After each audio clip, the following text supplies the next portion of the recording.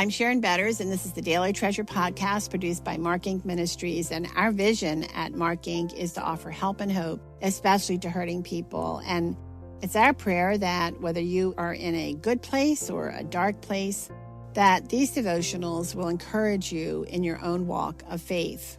Today's devotional is called Were You There? And today's treasure is from Luke 23:16. Jesus said to her, Mary. She turned and said to him in Aramaic, Rabboni. Many years ago, our church celebrated Maundy Thursday, the Thursday before Easter, with a somber, dark service. We ended this particular service with the song, Were You There? Our then 6-year-old son, Daniel, snuggled into my side and started crying. That night, friends, the Lord saved our son. He was so taken with what he had experienced, he later begged his little brother Mark to ask Jesus into his heart as well. Friends, Were You There was sung by slaves, and down through the ages has confronted each of us with the question, have you been to the cross? Do you know Jesus?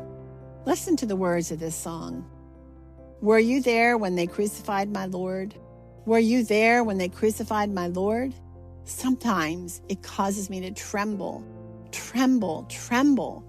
Were you there when they crucified my Lord? Were you there when they nailed him to the cross? Were you there when they nailed him to the cross? Sometimes it causes me to tremble, tremble, tremble. Were you there when they nailed him to the cross?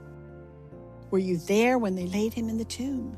Were you there when they laid him in the tomb? Sometimes it causes me to tremble, tremble, tremble. Were you there when they laid him in the tomb? Were you there when the stone was rolled away? Were you there when the stone was rolled away? Sometimes it causes me to tremble, tremble, tremble. Were you there when the stone was rolled away? Why does this song touch the deepest part of our emotions? Ace Collins says this in his book, Stories Behind the Traditions and Songs of Easter. Maybe the fact that spirituals were the joint cries and shouts of Christians looking for the freedom that only God could bring gives the message of this song much more impact. None of us were there in body when Christ died, but all of us need to go there in spirit.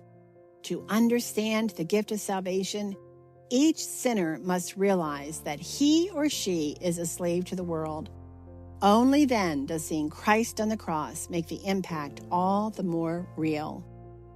Friends, the women of the resurrection were there. Their stories do not end at a sealed tomb, and neither does ours. Over the past weeks, like so many of you, I have felt sad and burdened for the many whose lives will never be the same because of losses caused by the pandemic. Within one 24-hour period, I learned of 3 healthy young men who either died or were fighting for their lives against COVID. Several elderly grandparents lost their battle against COVID, dying alone in a nursing home. Their families were devastated that they could not be with them in those final moments. The long-ranging impact cannot be imagined. Jobs lost, businesses closed, families trying to make food stretch when they don't have another paycheck coming in. Isolated elderly people, parents realizing just how short their fuses are because they are spending so many hours stuck in a house with their children. Domestic abuse victims more isolated than ever. What is God doing? How can his children be his hands and feet, arms and love? I think the women of the resurrection may have struggled in a similar way. Their beloved Jesus dead, their dreams shattered, their grief overwhelming. They followed Jesus. They were his disciples and learned that to follow him meant suffering. To follow Jesus meant dying to self, but following Jesus also gave them the opportunity to experience his life-giving resurrection power. They were not selfish followers. They were not like those who followed for a while out of curiosity and wandered away when Jesus did not meet their needs the way they wanted. These women did not view Jesus as a commodity, but as their beloved friend and rabbi and their Messiah. Each of the 4 Gospels includes their presence at the cross, and their encounter at the tomb. The Gospels name Mary Magdalene, Joanna, Susanna, Mary, the mother of James, Salome, and Mary, the mother of Jesus, as the women who supported Jesus' work and followed him to the cross and then the tomb. Mary Magdalene, a woman, was the first to see Jesus alive. He commissioned her to go and tell the disciples that he had risen from the dead.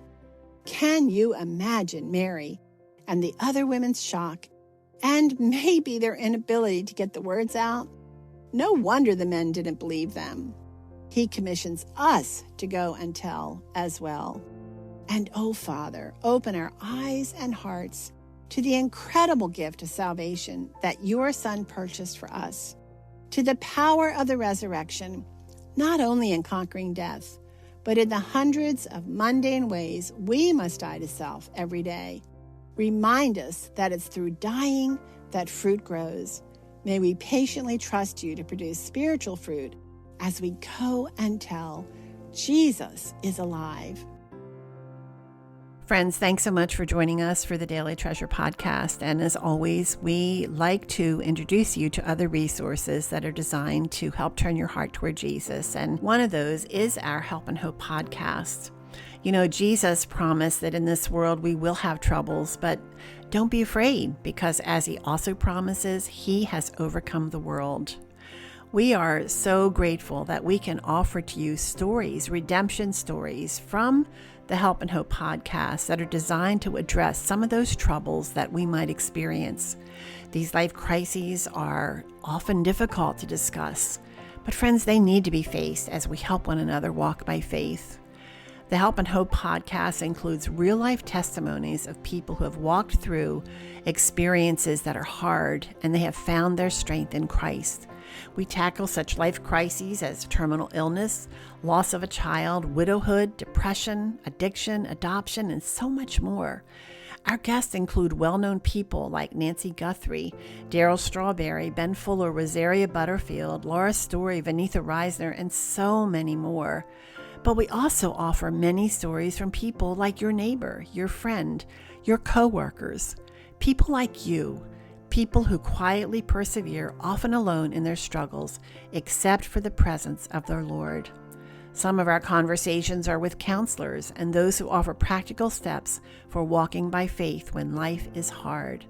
I know that these conversations are going to shore up your foundation for those uninvited moments when your faith is challenged.